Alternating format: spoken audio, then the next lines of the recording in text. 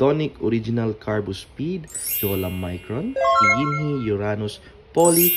Hello mga kapingbongers! Magandang araw sa ating lahat. Another day, another racket setup na naman po ang hatid sa inyo ng Pingpong Polomolok.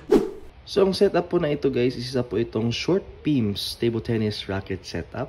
Napaka-astig ng setup na ito guys. Dahil tingnan nyo naman po, ang blade niya is one of the best selling blade from Donic. Si Donic Original Carbo Speed. This is a carbon blade from Donic. And we have its red rubber naman po, si Jola Micron.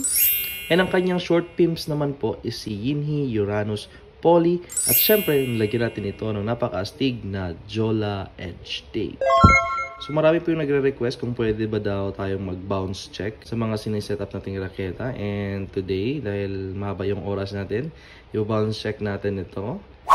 Ayan, mag-bounce check na tayo guys. Once again, this is a Donic Original Carbo Speed with Jola Micron and Yinhe Uranus Poly na short pips.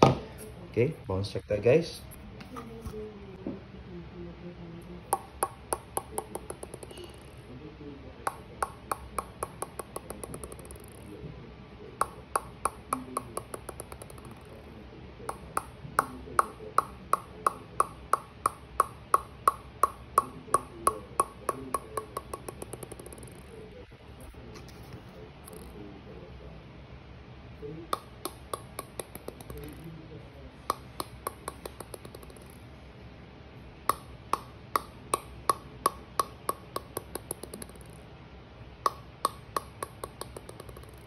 Ayan.